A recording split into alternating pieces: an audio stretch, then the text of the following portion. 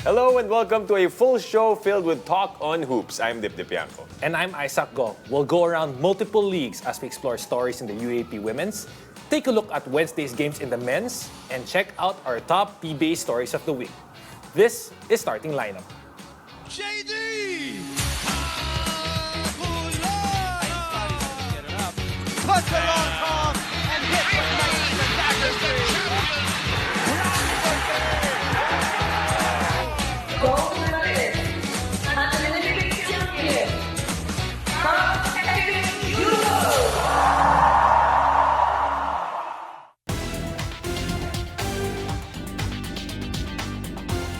All right, let's start things off with some huge developments in the PBA over the past week. And here to take us through the top stories is basketball analyst Diego Dario Diegs. What's up, guys? Welcome back to the show. It's been an exciting past 2 weeks or so of PBA.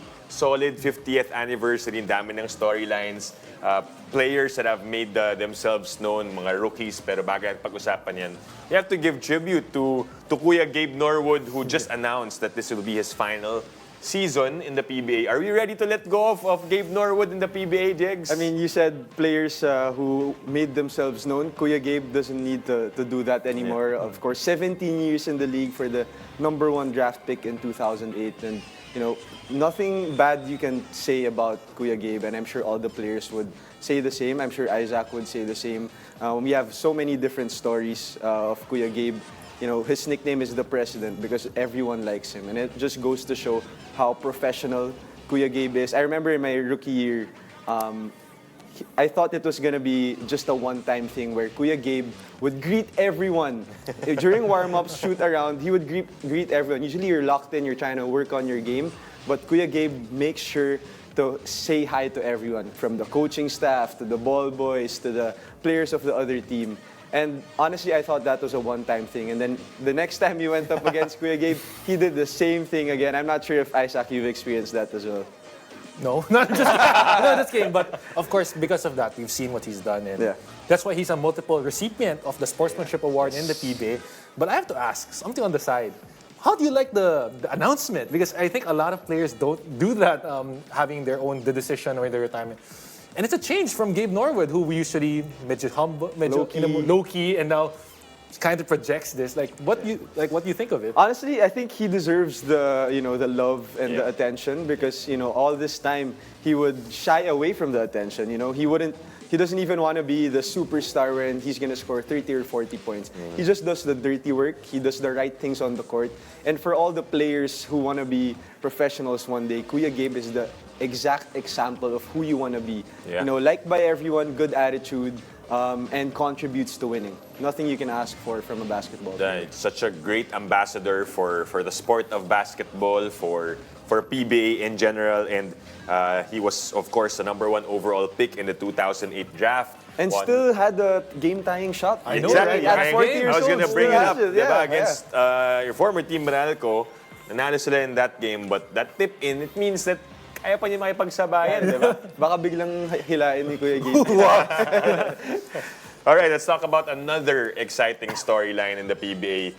Guys, ito rookie. I think this is the first time ever in the history of the PBA on a debut of a player, triple-double agad. And you've played with this guy back in college. You've played against him back in college, Juan Gomez de Liano.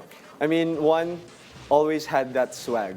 And he was always down to make some noise right away, whether that's through his demeanor, his maybe fits off the court. But this time, he did it by doing something no one has done inside that basketball court, which is to debut with a triple-double. I mean, that just goes to show that he's ready for the PBA and goes to show how great one can be. Imagine, okay, it's my first game, probably feeling a little jitters, but I'll go for a triple-double. I mean, no one really does that but Juan GDL.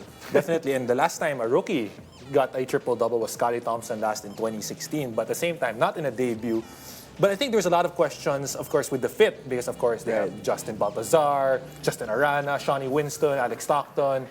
I'm probably forgetting others, and that's why there's, I think, the feeling that when Juan joins the team, parang, how will he fit? And it seemed like he fit naturally in spite of everybody. Right. In that game, he scored 15 points, I think 10 rebounds and 11 assists, a triple-double, right? And I've played with Juan ever since high school. He was never the guy who would just score a lot and ball hog the ball.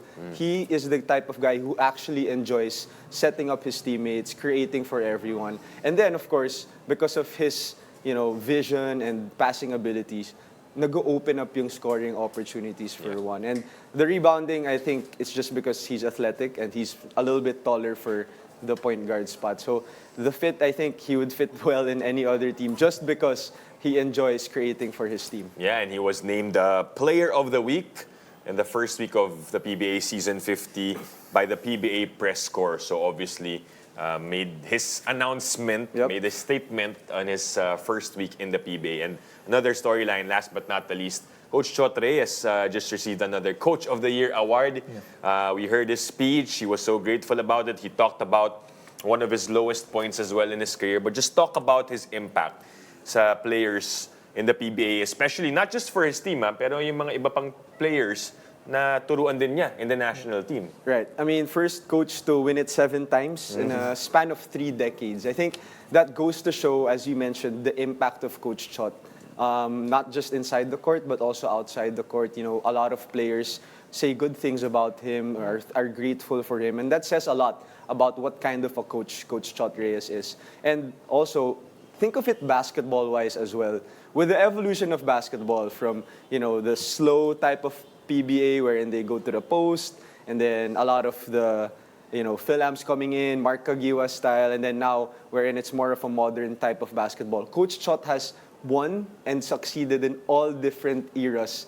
If I'm not mistaken, 3 decades of Philippine basketball. So he also evolves as a coach. He's not just a one-time thing. He succeeds in, different eras. And for context, he won it in 93, 02, 03, 09, 011, That's crazy. and 2021. And of course, TNT in their last season, 2 championships and 1 runner-up, almost a Grand Slam. So I guess a quick, fearless forecast. What do you think is TNT's projection for the season 50th PBA? I mean, Coach Chot is still Coach Chot. He's proven to us that he can win even at this era, even after taking a break and then going back to the PBA. That he's still a successful coach. He also has the pieces. Of course, all Filipino again for TNT. I think they have the pieces, and they're always going to be contenders in the PBA. Yeah, we can't wait for more, as he always tells us when he's here on the show. Yes. He's only closer to his next title. So we're looking forward to it. I'm sure it may happen this season or the next for Coach Chot Reyes. Yegs, thank you so much for talking PBA with us. Pero mamaya, babalik ka pa Don't with leave. us. Don't Break lang muna. Break, pero timeout be with muna, us. timeout muna daw. And we move to collegiate hoops when we return. Stay tuned. You're watching Starting Line.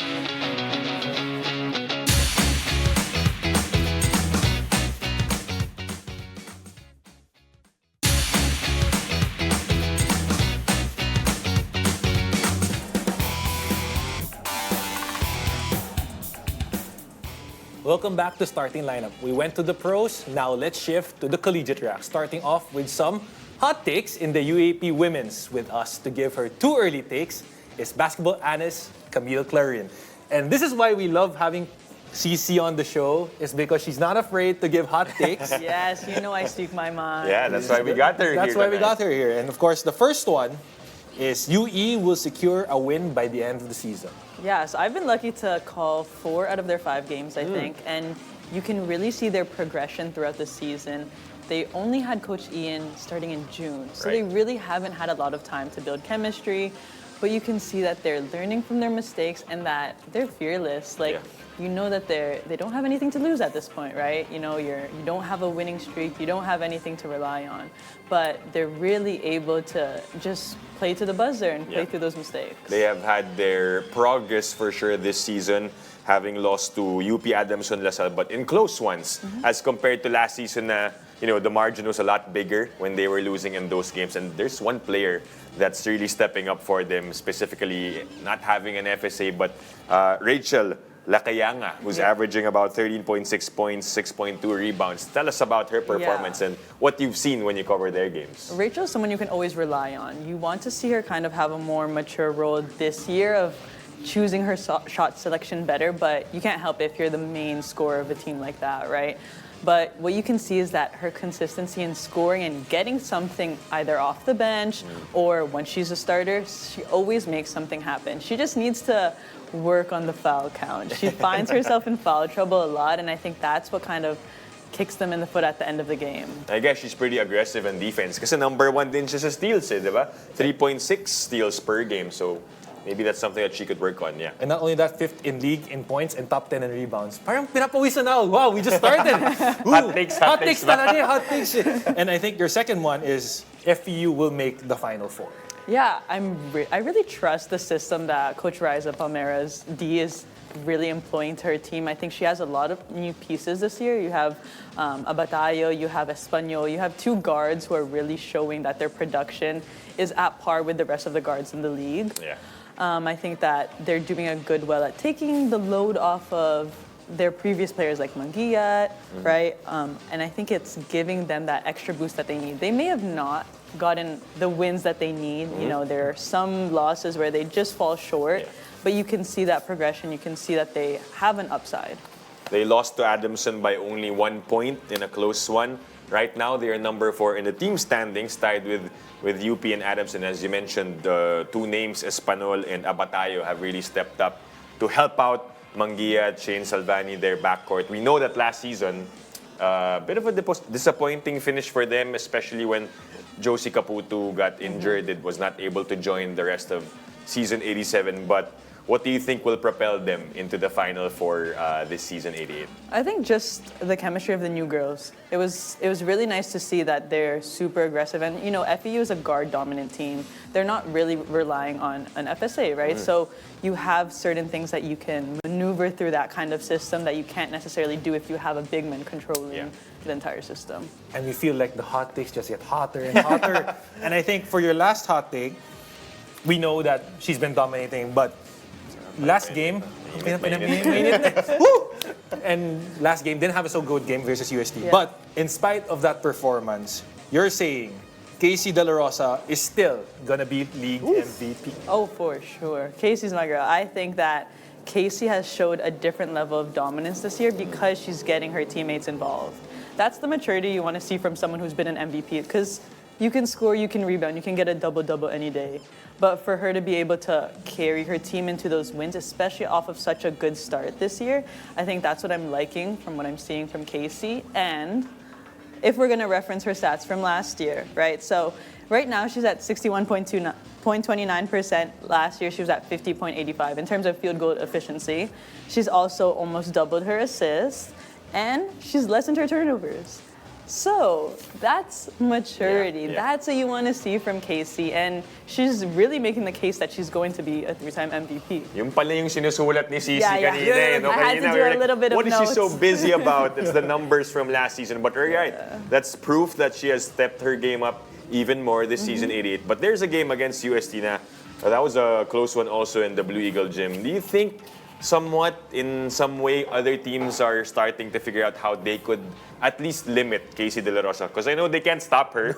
That's probably impossible. But are they able to limit her in some ways? Yeah, I think when you really game prep for Ateneo, even in previous years, there's only a couple of players that you focus on, whether that was Jasmine Hoson, Kacey Dela Rosa, right?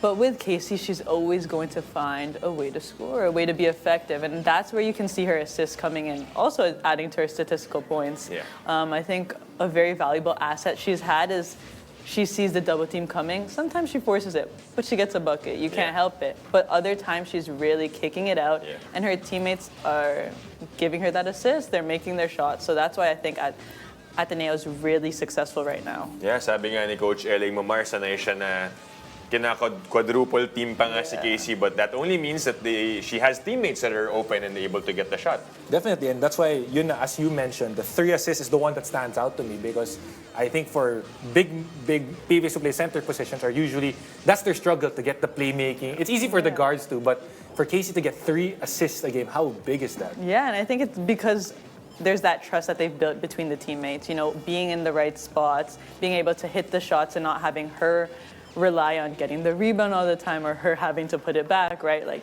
make the shot, I'll make your job easier. Yeah, this three-time MVP. Kung sakali, if this hot take will prove to be true, for CC we'll find out. Kailangan na natin ng mas malakas na aircon kung sakali bumalik si CC in round number 2 for those hot takes. Alright, CC, stay with us. We have more UAAP talks when we return. Stay tuned. You're watching Starting Line.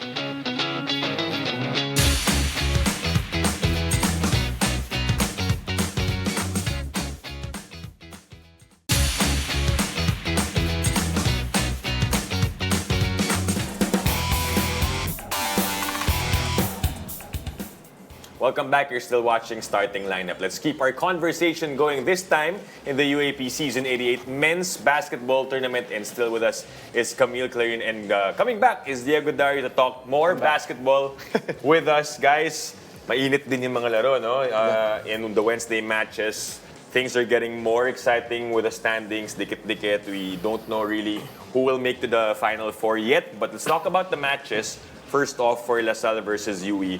People expected maybe that it would have been a blowout with how LaSalle is playing and how UE is playing right now. Pero Diegs, dikit, and it went into overtime. UE almost won that game against LaSalle. Right, even if UE is, at the bottom of the standings right now, I think some teams that go up against them sometimes get surprised with the firepower they have on offense. I think statistically, they're number 1 in three-point shooting, and that's always been their weapon even from last season.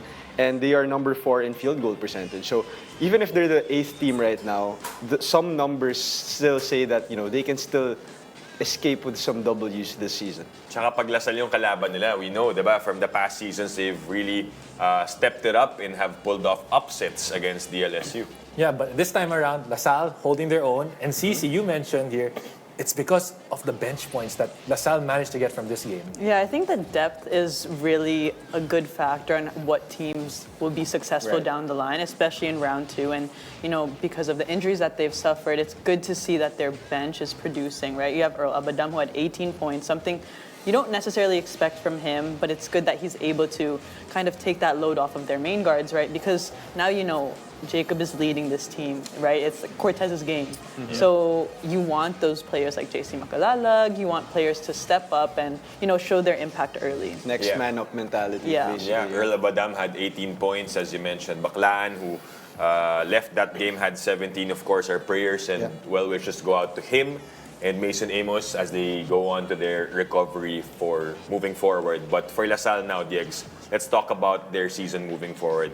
Who do you think are the guys that now need to step up? Aside from Jacob Cortez, because we know, nung game against UE, siya na yung kumuha ng points. He was driving almost the entire game, getting those points. But aside from him, who's the next man up? I mean, as CC mentioned, it's going to be a collective effort to try and fill in the gap of Kian Baklaan and, of course, Mason Amos not part of the lineup anymore for the whole season. So, of course, Jacob's going to have more load in terms of usage, in terms of him being the primary playmaker. I mean, nothing you can ask for from Motor Mike. He's been doing everything that he can the whole season. But guys like JC Macalalag, Earl Abadam, even EJ Goliana, these are the vets that should actually step up because they've played in the UAAP before and they are capable wing players for LaSalle. And it's not going to be one guy. Sometimes it's going to be JC, maybe sometimes it's going to be Earl. Maybe we see a Dungo game. We've seen that from LaSalle, right? So different players should really step up.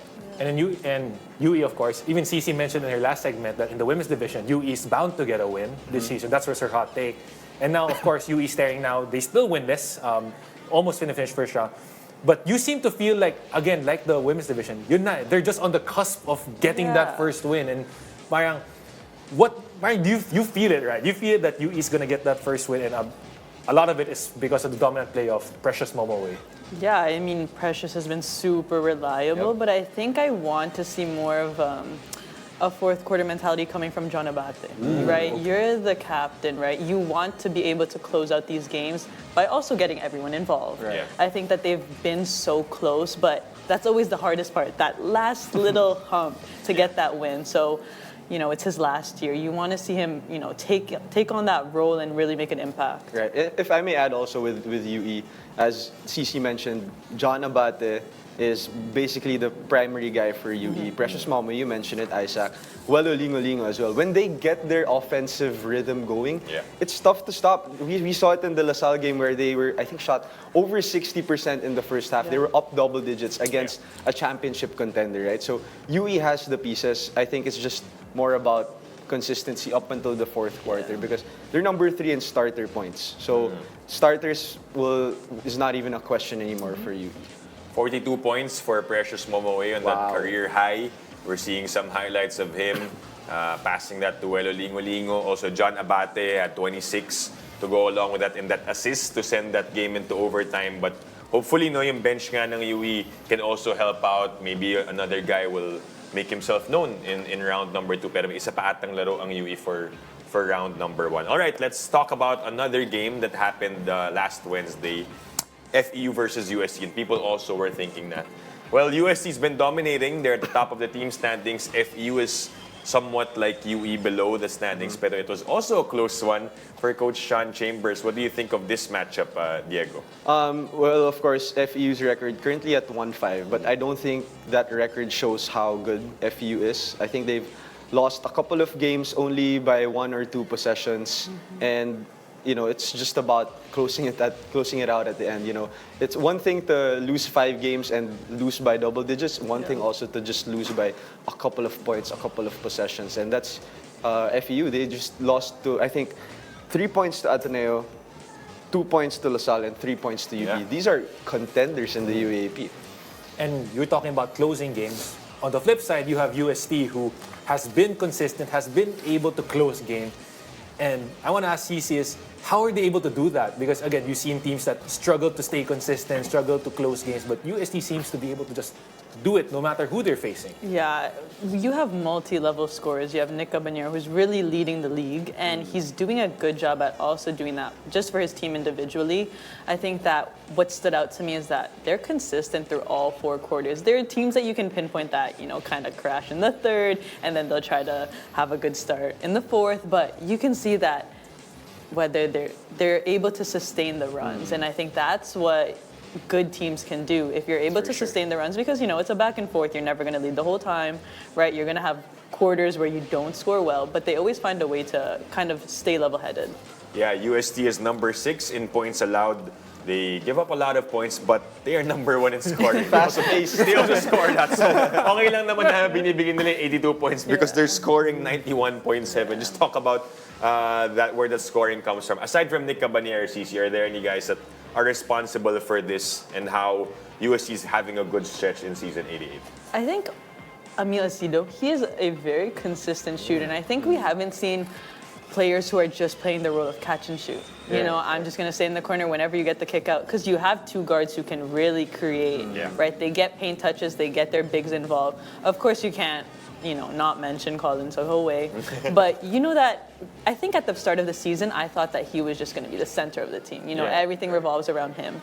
But you saw that somebody can always pick up slack if he's struggling, because he plays heavy minutes. But you have so many people who can score and make something happen from that team. Daming weapons. Daming weapons. And one of them for the FEU Tamaraws is, you're familiar with his brother, but this time we're going to talk about Jan Ray Pasol and talk about the leap he's taken this year. Where did that come from? Hey, I must say, I think at this point, I'd pick Jan Ray over Alvin.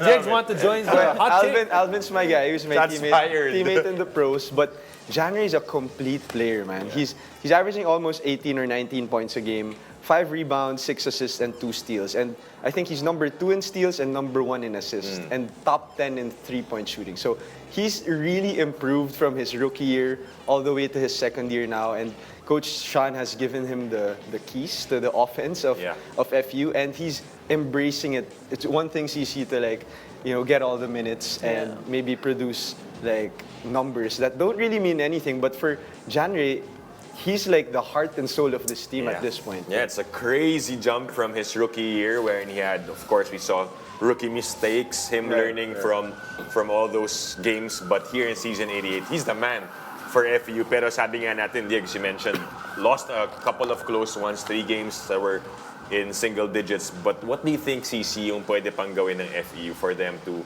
get these wins, be able to make a run towards round number 2 and make a push for Final Four? I mean, you can kind of see that they're a little bit frantic when it comes to like last minute possessions, Yeah. right? There's not someone who kind of takes a hold of the team and says, calm down, like, let's They execute. gotta be like you, basically, in that game, right?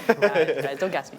But I mean, like, you just have, with a team like that, they're young, you know, they're under a new coach. I think that they're struggling to find that hierarchy of this is who we go to in the last minute, right? Because there are so many scorers. Yeah. So I think if they're able to establish that, like, success is in it for them in round 2. Yeah, and Diego's right. They just have to watch your clips, Diego's clips, Isaac's clips, all of your shots from the outside to be able to make those clutch plays. Guys, thank you so much for joining us tonight, and we're ready for another weekend of UAAP Season 88. Thank you, Maraming guys. salamat. Thank you. And thank you for joining us. I'm Isaac Go. And I'm Dip Dipianco. This is Starting Lineup.